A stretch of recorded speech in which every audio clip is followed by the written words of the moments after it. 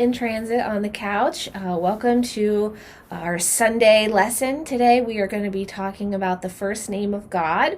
I'm broadcasting today from Max's room. I thought you guys might like to enjoy seeing some of the cool artwork he has on the wall.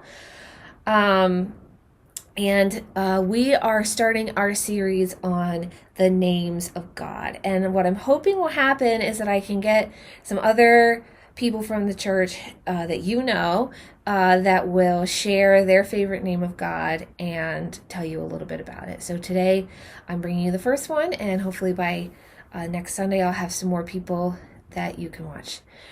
Today, what I would like to talk about the name of God that I really connect with and feel so blessed by is the name Mediator.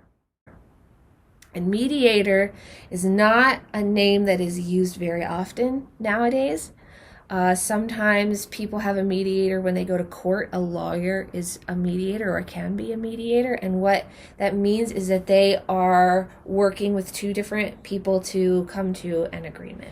But that's not necessarily the meaning that the word mediator would have had in the Bible when these words were originally written. And we want to look at, always when we read the Bible, we want to look at what did it mean to the original readers, because otherwise we don't really know what it means for us. And the difference back then was that they had a tiered society. And a tiered society means that there are people that they believe, for right or for wrong, they believe that there are people that are more worthy or more special than other people. And the people that were lower down in the tiers were sometimes not able to go to the people that were higher up in the tier. And what they would need to do is that they would need to find a mediator who would go there for them. We see an example of this in the story of Ruth. Ruth was a woman, so that puts her pretty far down on the tier of any ancient society. And she was also from a non-Israelite nation, the nation of Moab. And so within the Israelite society, they looked down on people that were from Moab because they had false gods and such. And so Ruth, in that story in the Bible, she was in danger, and her mother-in-law Naomi was also in danger of starving to death because they had lost everything and there was no one to take care of them, and they needed to get help. And so what Ruth did is she went to a relative of her husband who was dead. His name was Boaz, and she asked him basically to be her mediator. She put herself in front of him and said, there are certain Israelite laws that are not being followed, and my mother-in-law and myself are not being taken care of properly. And she asked him to be her mediator, and that's what he did. He ended up going to the elders and to another relative of hers, and he worked it all out. And in the way that it ended up working out, he actually ended up marrying her. It's kind of the romance of the Bible. But that whole story is a story that shows a picture of a mediator and what a mediator meant in the Bible. And what it meant was that you have this lowly person who cannot help themselves, who is in crisis and does not have the ability to get themselves out of that crisis. And there is someone who comes alongside of them and helps them and pulls them up out of that crisis. Christ is our mediator. He has done for us what Boaz did for Ruth. He has stood in front of God and talked to God and asked God for our forgiveness. And he has put himself in the breach. He died on the cross for our sins. That's what that means.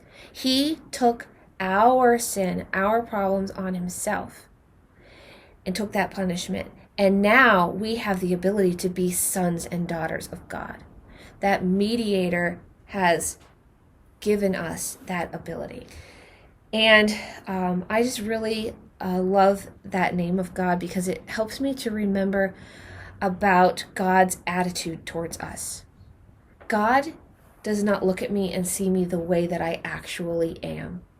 He looks at me and he sees me the way that Christ has made me. Because here's the reality. The way that I actually am is a sinner. The way that I actually am is weak. The way that I actually am is generally complaining. But the way that God sees me is not that way. What he sees when he looks at me is he sees Christ. And so he doesn't see a sinful, weak, complaining person. What he sees is something beautiful, the beauty of Christ in me. There's a passage in the Bible in Psalms 103. It's by the King David. And it says this: "As a father has compassion on his children, so the Lord has compassion on those who fear him. For he knows how we are formed. He remembers that we are but dust." You see, when God looks at us, he knows that we are, in actuality, what we came from. All man came from dust. We came from nothing. God made us from nothing. And we are, in and of ourselves, nothing. And he takes that dust and he makes it into something beautiful, and he uses it for his glory. I don't know if you guys have heard the song by Matthew West called Broken Things. I will not sing it for you. I will not play it for you on this broadcast because that would be illegal, but it will be linked below. So if you haven't heard it yet, I encourage you to click that link and listen to his song. Because what that song is talking about is it's talking about how God uses our feeble offerings. We are broken. We are sin cursed. But he doesn't leave us in that pile of muck that we've created for ourselves. He looks at me and sees a weak and feeble human, and he uses my weakness for his strength. He uses my feeble offerings for his glory. And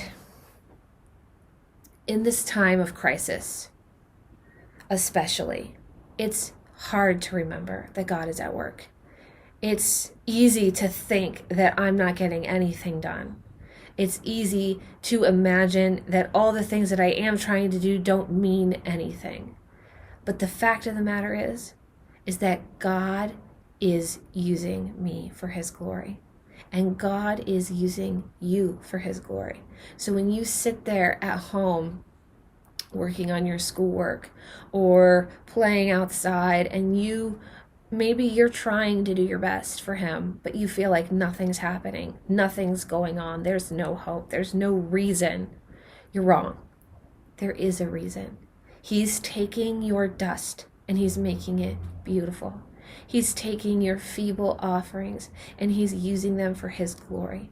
So do not give up. Keep fighting.